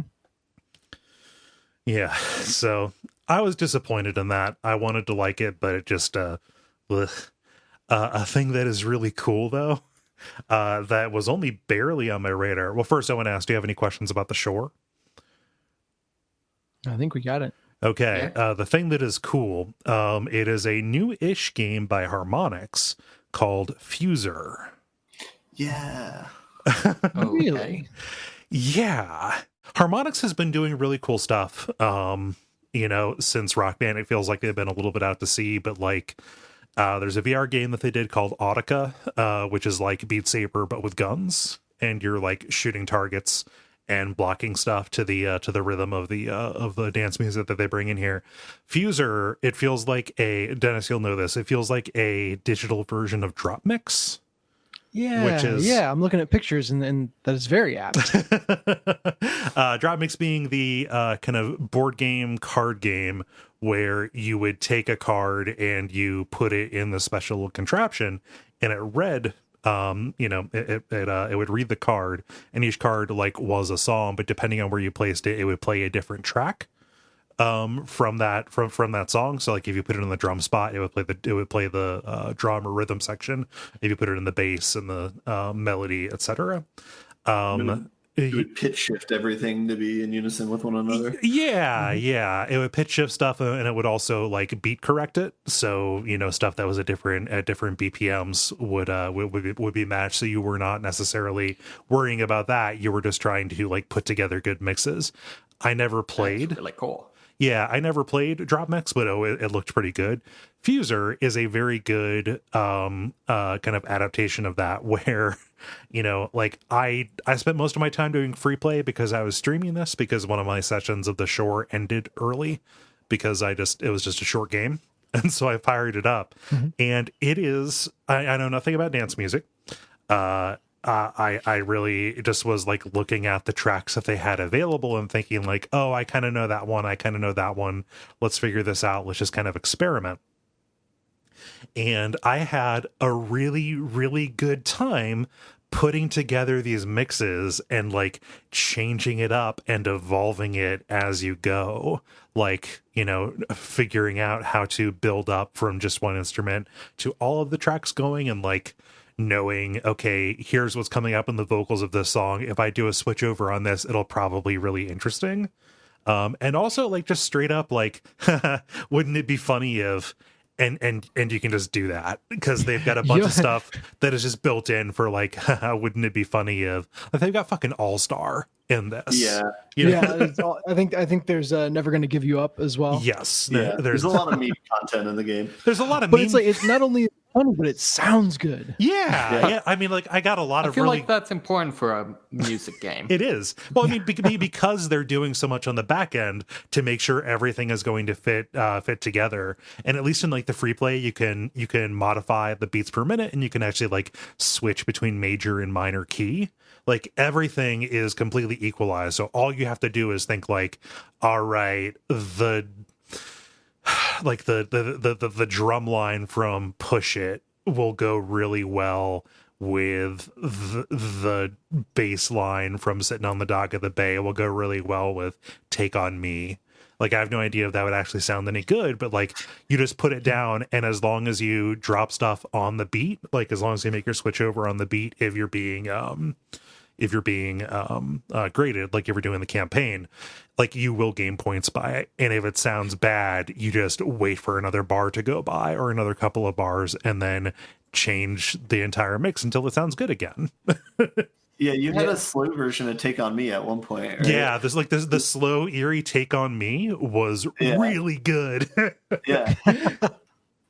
Well, yeah. So there are very few combinations in drop mix, which is my point of reference, that actually like sound bad or that you would want to change away from. Like the really cool thing about that toy / game is that you pretty much can put anything down. It will find a way to make it sound good. So how often were you encountering things where you're like, maybe not that, I'm gonna... And nothing that ever sounded like really bad. It was just like, oh, like that just clangs. Like the guitar from Jolene probably wasn't the right thing to put here, but like I know the chorus on Jolene is coming up in a couple of bars, and that would bang if I put it down along with this stuff right here. So let's just keep that in our back pocket, right?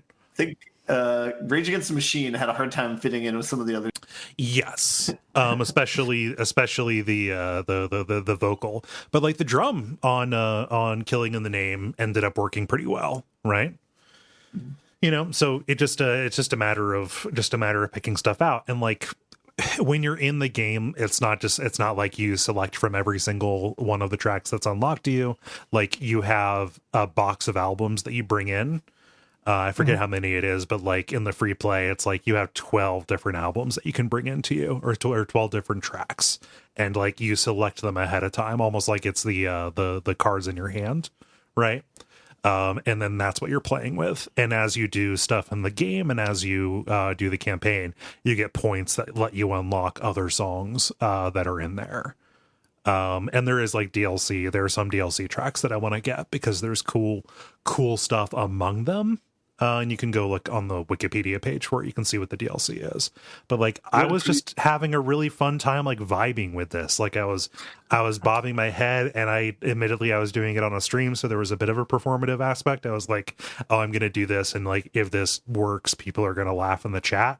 So there is that element to it. But like, it was really, really fun, like on a satisfying, like joy of making music level that makes it line up with, you know, the best times of playing Guitar Hero or Rock Band. Right. Yeah, that's awesome. I thought you had a very good DJ avatar as well. I slowly made it look more like myself, but I started out with like a guy with like a motorcycle helmet on. Rip Daft Punk. But oh yeah. Yeah, I saw that. Yeah. Now, was that limitation of number of tracks to bring with you on free play mode as well? There was definitely there was a ceiling on it. It's just that as you are It's like 10 or 12, right? Yeah, it's I had like 2 screens of albums you could get to in the career. Like for each of the performances, they give you there's like half of the tracks are ones that they put in, I think, to force you to use them to understand what they are, and the other ones are ones that and you unlock extra slots to put your own selections into. That's cool. Yeah. Like from a gamifying it standpoint, I get it. And then from a UI standpoint, just not making it overwhelming, I get it. I think I would love to see if it truly was in free play, because I think of just how much time I've spent just derping around with different cards and drop mix, like making it at least possible to go and fish out any track you have in free play would probably be wise. Yeah, maybe that's possible, and I just didn't discover it because I literally just booted right into free play after I did the tutorial. They might hide it behind some training wheels. Yeah. The campaign seemed pretty neat. I would almost be more interested to do that to like unlock as many songs as I can, or just like have an excuse to go through it. Like the way that they gamify it, like when you're doing a set, is that people will do like requests, or there will be like little missions that you do, and you get points and you get audience satisfaction for satisfying those. So it'll be like, all right, your mission for this will be, okay, have 3 rap tracks going at once. And then when you satisfy that, then you can change away to something else because something new comes up. So it's kind of like guiding you with different criteria to fulfill. And like when it's like pretty open-ended. Yeah, you can also like choose not to do that and still pass the encounter, you know. Mm-hmm. How hokey is the crowd visualization or the kind of visual background? I wasn't paying attention to it. It's just like another Rock Band sort of thing. Yeah. It doesn't feel any different than that. Yes, I was not paying attention to that. And then is there a version of Rock Band Star Power or whatever they called that? Oh, like where ultra mode, or where it'll mode, recover you. Not that I saw. Maybe that didn't unlock. It also didn't really seem necessary. Yeah, it's not as much of a metery sort of thing. Yeah, I can't remember how DJ Hero was. DJ Hero is really technical and really tough because that was not harmonics. Yeah, and DJ Hero is really good. It's much more demanding than this ultimately is. Like and much more bespoke, right? Yeah, like you're doing tracks. There's no real like freestyle element to it. You have to do the crossfades and the scratches and like press on the different buttons to activate different tracks in time with whatever mix is being fed to you. Mm-hmm. Yeah, this seems much more hands off and much more kind of freeform. Yeah, this is really just giving you a bunch of like building blocks to play with. You know, it's like a Lego kind of thing. Are you going to stream this again? I would love to, honestly. Like, do you do weddings? No, I'll do a shitty wedding for you. if you want the world's worst wedding DJ who doesn't know any music that was released in the last 15 years. It's not do that you have Cole's All-Star? shitty at weddings. It's that he only works for weddings where the people are just horrible matches for each other. Oh yeah, exactly.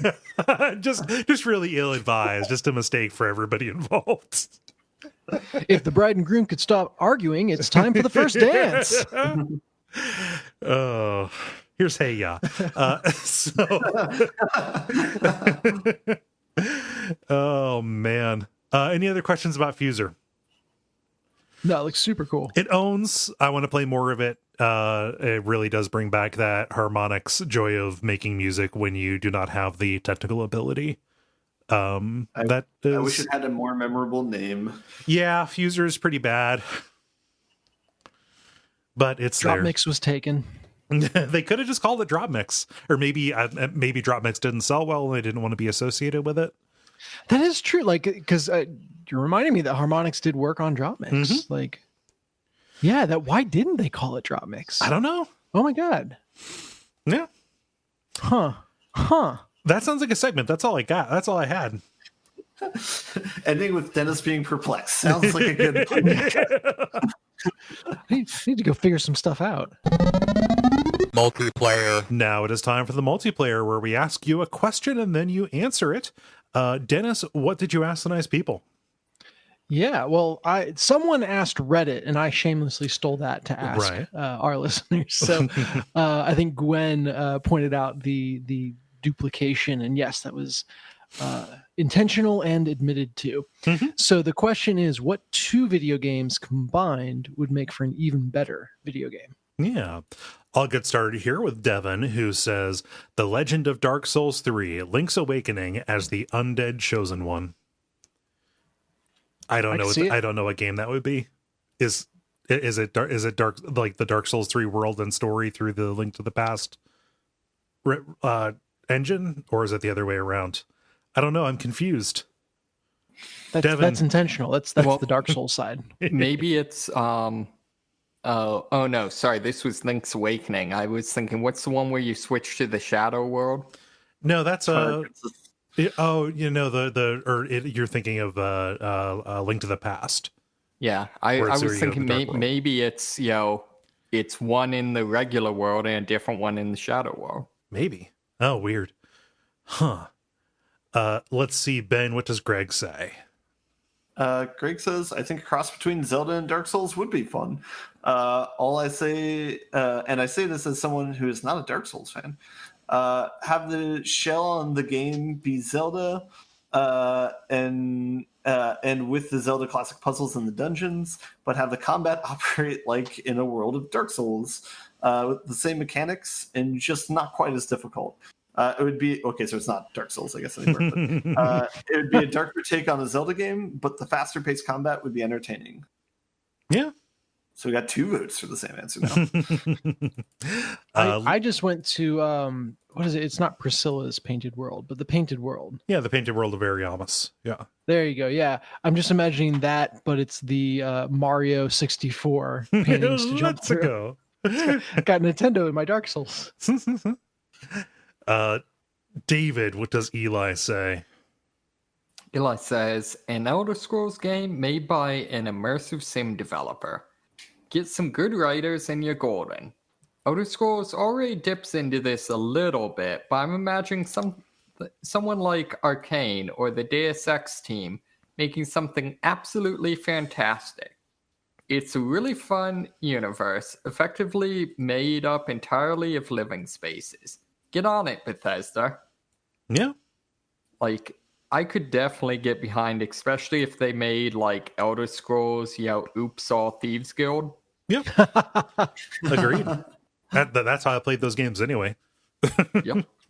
Yeah. You actually might not be able to use any of their skills, and no one would ever know. Dennis, what does Callum say? Yeah, Callum says Fallout from Bethesda with Deus Ex, the modern version. I think the Fallout world would gain a lot from the level and mission design. And this is a theme of Deus Ex kind of getting name checked as a game that would want to get brought in. Yeah, I mean, same thing with Elder Scrolls and Immersive Sim, because Immersive Sim is just another way of saying Deus Ex alike. Yeah, and I think that speaks volumes of just how great that level design is. It also might be a little shorthand of like, I want this game, but with better design. More thoughtful, generally, please. Sean writes, Metal Gear Mario. Just imagine that boss fight of Mario versus Luigi on top of Metal Gear Yoshi. It will be brutal. That would actually be pretty fun. Like the boos when they see you get the little exclamation things over their head. Yeah, you can't jump because they're will draw attention. Yeah. All the Goombas turn and start running towards you. Yeah. Yep. I would actually be into that. I would like that. Or Mario stealth game in the vein. Yeah.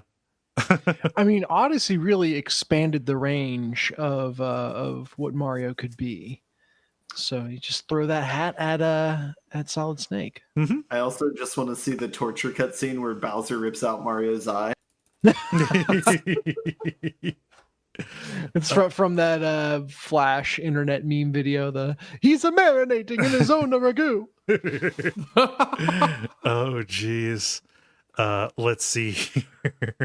Ben, what does Ollie say?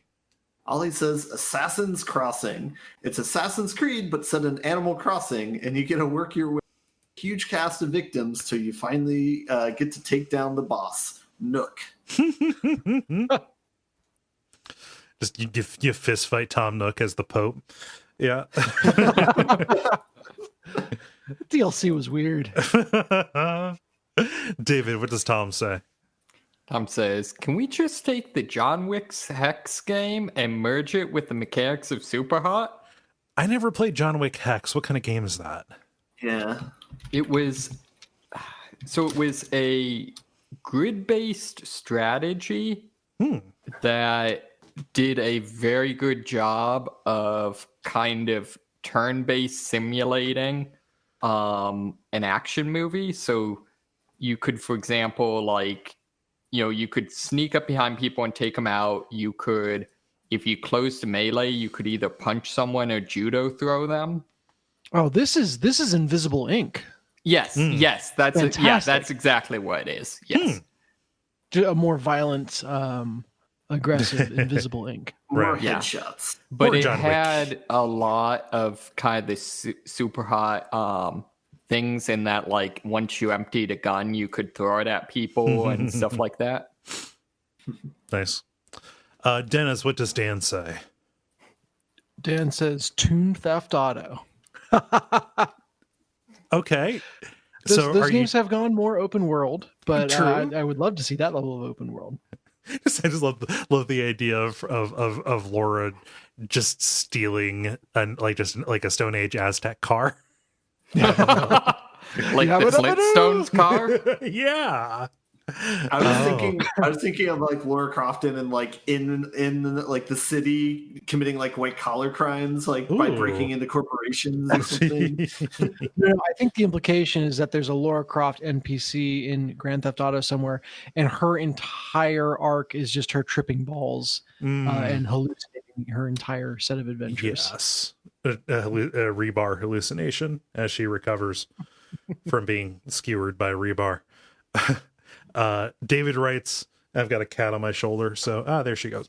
David writes, Pokemon in any big 3D open world like Breath of the Wild or Assassin's Creed. You wander the open world, catching Pokemon that spawn just like the open world enemies and animals do. Combat could be turn-based or even action combat. To be fair, that's kind of Pokemon Go. Kinda, but you gotta walk. Yeah, that sounds terrible. Yeah. and you know, the Sword and Shield have a very large wild area. But that's, it's not nearly as populated as an open world game. Has there ever been a Pokemon game that is action combat? I'm positive maybe there has, like maybe one of the Pokemon dungeons, but there has to be, but it would have to be like it would have been a minor one, I mean, does chucking pesticide balls at people in Pokemon Snap count? Oh my god, I can't wait for the new Pokemon Snap. That's going to be coming out so soon. Anyway, and then rounding us out, Rookie says Tony Hawk's Pro Spider-Man PS4. Focus on the best part of Spider-Man swinging around the city, and make a series of levels where you do cool stunts for points to access wackier levels to do even more outlandish stunts for even more points. Get 100% in career mode, and you can play as Tony Hawk. But he doesn't have spider powers. Tony Hawk Suicide Simulator. I didn't think this through. I mean, knowing his shtick, he'd be cool with it. He'd be fine. He'd probably he would understand. Somebody not recognize him like halfway down the building. Tweets out, I saw this guy, I thought I was Spider-Man, didn't realize I was Tony Hawk. My answer will be quick and simple. I even had a tweet about this because we've been playing, we're doing Middle Earth Shadow of Mordor on WoF. at the end of this month, and I just beat that. And I thought, man, it's weird playing a combat-based Lord of the Rings game, or games in that setting, because the most badass character in the series is he doesn't really fight. He just his main power is just being loyal. So what I want is Middle Earth Shadow of Samwise, where it would just be that game, but mixed with a gardening simulator. So doing Stardew Valley, or just do a Lord of the Rings Stardew Valley, and that'd be fine too. But I just want to do peaceful stuff with Samwise, because Samwise is the fucking hero of that entire thing. So later, I want a everybody. dating sim style. With Rosie, game. Yeah. So super seducer, but Lord of the Rings. Focus it around the central bromance. See, I just want the Lord of the Rings game where Sam finally snaps and just shanks Gollum. He doesn't have it in him. Into it. He knows that Gollum has to guide them through Mordor. Let's see here. Ben, how about you? All right, so mine is going to be a Detroit Become Human style game, but set in the Star Wars universe around the time of before Episode 3, the Clone Wars type period or whatever. He just plays a bunch of different Jedi in that universe. I think that would be sweet. Get a little flavor of what they did before everything went all Order 66. Yes. Yeah, that could be the climax of the game. How about you, David? So I think a combination of the Stanley Parable and Silent Hills. Ooh, okay. Sure. Yeah, so the Silent Hills never came out, and if you combine that with the Stanley Parable, oh Jesus Christ! The classic goof comes back. Yeah, that's good. no, more. I was waiting for the shoe to drop. Yeah. Well done. Yeah, more realistically, my pitch would be Shadow of Mordor combined with one of the street racing series. So where you had a specific specific cops could become your nemesis and have different ways they would pursue you and that sort of thing. Yeah. I was thinking of the other way around it, where everyone's just everyone's what next to someone and everyone's flying around on dragons. And you fly up next to someone, challenge them to a race, and then you start going. Yeah. Circling back to the original idea, I'm thinking a stranger than fiction kind of narrator deal worked into a horror game would be fantastic, and I'm wondering if that's ever been done. I'm checking my catalog, not explicitly like that, where the story is being written as you're doing it. Yeah, but I mean a more overtly horror Stanley Parable would be good. Yeah, if you like so that you're kind of saying thing. make the narrator effectively more sinister, kind more that sort of thing. Yeah, or just as you start to play with the edges of the game, that there's something more nefarious to unravel. Yeah, like Portal. yeah, kind of like that. Dennis, how about you? Yeah, I would love to put together Diablo, anything in that series, that style of game, with Borderlands. Mm-hmm. And obviously there's the commonalities and loot and everything there, but I've realized, as I am technically still playing through Borderlands 3, that my least favorite part of that game is the first person shooter aspect. Mm-hmm. And if you just took everything else and I think housed it into a Diablo, it would be just as good, if not better. And there was kind of a game like this. Do you guys remember Helldivers? Mm-hmm. Oh yeah, Yeah. That was Diablo perspective, had a lot of shooty stuff. There was even a bit of the slapstick humor where you could call in a supply drop and accidentally crush yourself with the crate as it landed. So I think something akin to a Helldivers, better executed probably, but kind of crossing up Diablo and Borderlands. Yeah. Nice. I also think, the different verbs that guns give you and the different like crazy types of ammunition or ways that they work would probably be better viewed from an isometric perspective. Yes. Yeah, I can go along with that. Nice. Well, thank you, Dennis, for putting out that question. Thank you, Reddit, for thinking of it. And thank you, everybody, for answering with thoughtful answers. It's good. You don't have to thank Reddit. No, I don't have to. I just did. Yeah. Don't thank them. Upvote them. If you would like to participate in... Hey, Dottie, fucking stop. If you would like to participate in these going into the future, go to facebook.com/thelevelpodcast and watch for the prompts to go up on Monday afternoons. Dottie just wants to participate. She's trying to get out the fucking window is what she's doing. Go run for it. Actually, don't. It's cold out. Please don't. Like It's awful. And also, you've really never had to survive outside. I don't know that you could do it. I've seen you fall over for like no reason. The end boss. Now it is time for the end boss, where we talk about the things that are happening in the world of video games around us that are exciting to us. Dennis, what's Sony doing? Yeah, so I'd forgotten completely that last year, in late March, they had done a play-at-home program where they gave out for free the entire Nathan Drake collection of games to encourage people to social distance, stay home, etc. And they're going to renew that program. The game they're going to give away as a part of it is the 2016 reboot of Ratchet and Clank, which I have played and is a fantastic game. So if you have fond memories of that series but have not checked out the reboot, it is well worth your time. And that'll be coming at the beginning of March. So in just a couple days when people are listening to this. Cool. I forgot that they did that. Yeah, I would not mind this being a ongoing program. Essentially this is one extra PS Plus game a year. And I think that makes total sense. Yeah. They're positioning it as like, oh, this is a thank you all for doing such a good job staying home. It's like, okay. Yeah, we're not doing that. Yeah. We're not doing a good job, guys. So maybe like to give us a worse game. Yeah. You earned this 1-star game. But yeah, I mean, I'll take a free game. There's also, I think, a free trial to Funimation.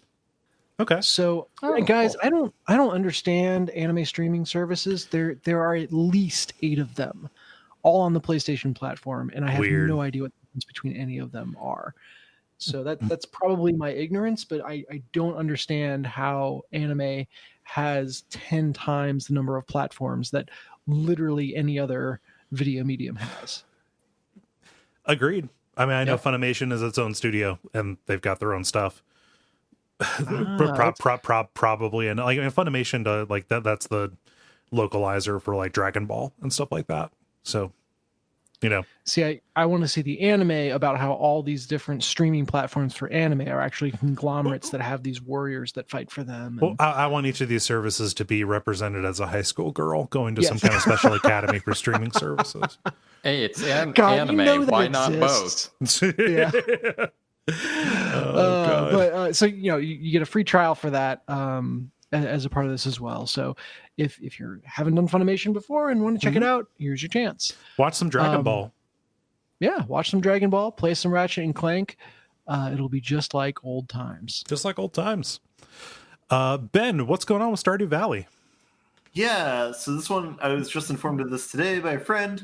They're apparently making a Stardew Valley board game that's been announced. So it's a collaboration between the person who made the actual game, Eric Rohn, and a board game designer, Kole Medeiros. It is interesting. It's not the first video game you would think of that would be adapted into a board game. It's a cooperative game. The idea is you're similar to the video game. You're trying to restore the community center of Stardew Valley and push out the corporation. Cool. And so as a team, you're trying to I guess, complete your grandfather's goals who had passed away. Yeah, they have the rulebook posted online. There's just like a shit ton of cards and tiles representing, because it's trying to represent everything that's in the game. Oh, wow. So there's tiles for like mining, for fish, for crops, for animals, for items that you have, for professions, things that represent the seasons, the villagers. Wow. Yeah. Sure. I don't know. Cool. Whatever. The game's sweet. I've bought it on 2 different platforms. I probably wouldn't feel bad somehow indirectly giving this person money. Yeah. So I'm fine with playing it. We've reached this really interesting zenith in board games where it's gotten popular enough that literally any property that has any heat on it will get turned into a board game. Yeah. Oh, good. I was gonna say, literally, like, name a video game that has any degree of popularity, and you can probably find a board game out for it or coming out for it. Or several Bob games. is you. Yeah. Back in my day, you were lucky if you had a Monopoly. Yeah. But I mean, it's the same thing. I don't know why I made this connection, but like literally every children's book is now a Netflix kids series. Yeah. They made Go Dog Go a TV series. I don't know what you're going to do with that, but chase your bliss. Hard-boiled murder mystery. So my favorite piece of this is in the announcement page for this. The top comment is, any chance of making a digital version of this? Go to hell. It's like, dog, let's go play Stardew Valley. Yeah, it's there. It's been out for a while. It's really good. It's like a scarily good game. We're gonna reach like the Google Translate like reality. It's like, oh yeah, we're gonna make a video game version of the game, and then that's gonna be popular enough. We're gonna make a board game version of that. Just a mirror. No, this will show up on Tabletop Simulator. I guarantee it. Yeah. Oh, for sure. Yeah. No, just a mirror held up against mirrors. I just like the idea of, someone orders this and, it arrives, you open it up, it's just like a box planner and some seeds. Yeah. Oh, you play it in real time. Yeah. Oh, that's funny.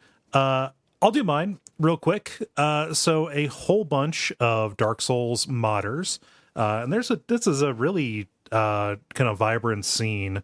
They just released kind of the preview demo for the next big kind of Dark Souls mod, Dark Souls Nightfall, which is a direct sequel.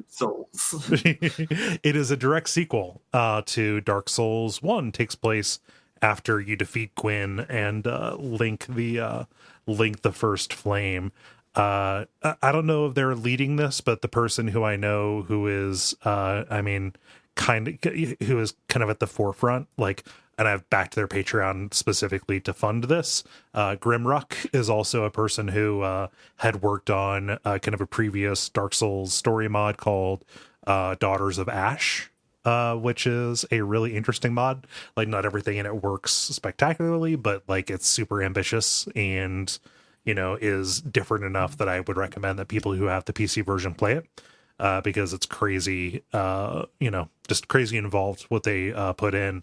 But looking at the list of names here, it's Grimrock, Zully the Witch, Horcrux, Wolf 2K, and then there are others here. But they put together this thing that's going to have whole new maps put together outside of existing map pieces, new bosses, voiced NPCs, faster paced combat and stuff. And they put out this 18-minute announcement video kind of showing the first bit of play. And I've not watched it because I want it to be unspoiled for me when it comes out. But this is much more ambitious than I thought it was even going to be, based on stuff that I knew before and what came out with Daughters of Ash. So Dark Souls Nightfall is on my radar, and it will almost assuredly be covered on Bonfireside Chat. Oh, yeah. The spoiler alert is this is all stuff that was in the original game and no one could discover until now. Right, it's just so optional the community's content. just finally figuring it out, and they're like, oh yeah, it's DLC. Yeah, it's below Ash Lake. It's what you get to behind that. Yeah. So I'm excited about this. All of these are good people. Support your local Dark Souls modders by playing Dark Souls mods. They're good. Yes, indeed. Yeah. And David, what is happening with this scientific study you linked us? Yeah, so I'm not gonna lie, I found this story and mainly Okay.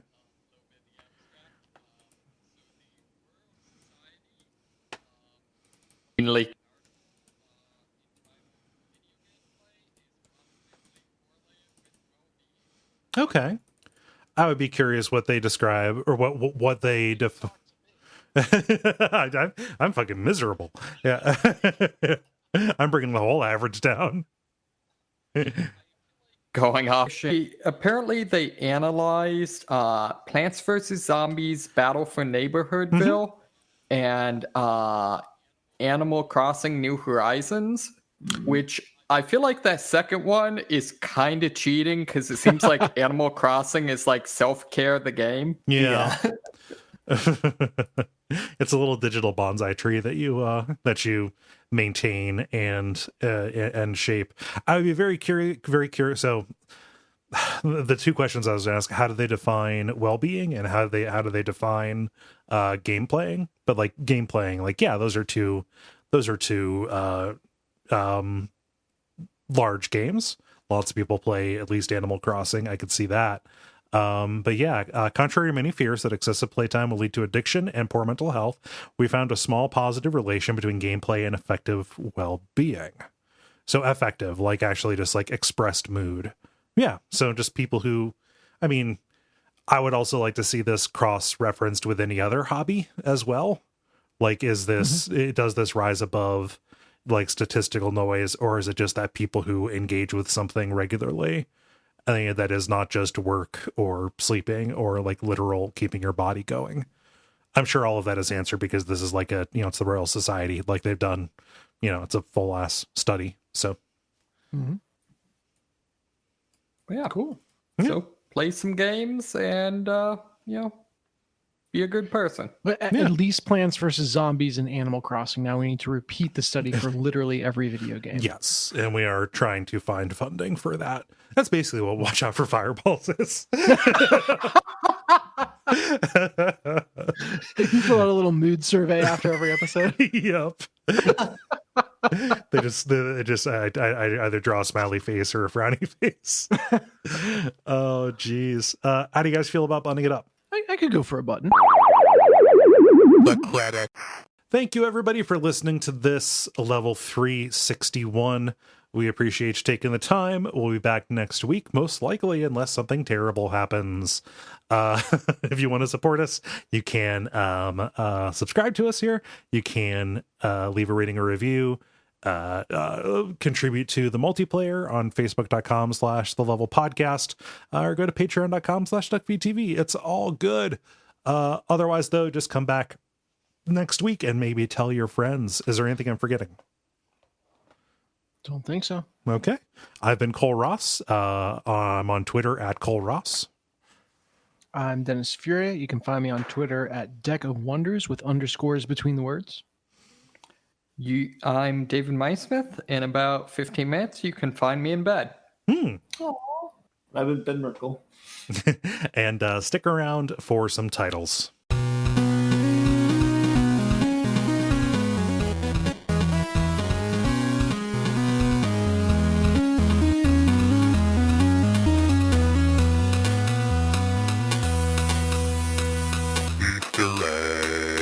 Okay, who has a title? Or you can have multiple titles, it's fine. I just have one. Okay. I'm positive maybe.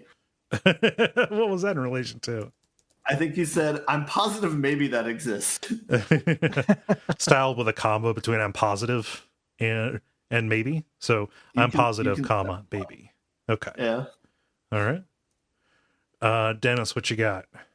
Yeah, I got 3. I've got Uncharted Foo. Okay. I've got Bidecadal RPG. And then I've got We're All Pops. Okay. David, what you got? I got nothing. Okay. I've got a box with a wizard in it, and We're All Pops. I kind of like the wizard for what it's worth. That is pretty good. Okay. That wizard came from a box. It's in a museum. It's a box with a dead starved wizard skeleton in it. Oh no. Oh, in any opposition to a box with a wizard in it? Probably It's the on wizard there. would have an objection to it. But Ben, what was yours? I'm positive maybe. I'm positive, maybe. Yeah, I still like a box with a wizard in it. Okay, we'll take that. Yeah, Cool. excellent. All right, well, I'm gonna go. Cool. See you guys around. Take care, Until everybody. next Be week. safe. See you guys. Yeah. Have a good week. Yes. Bye. Bye.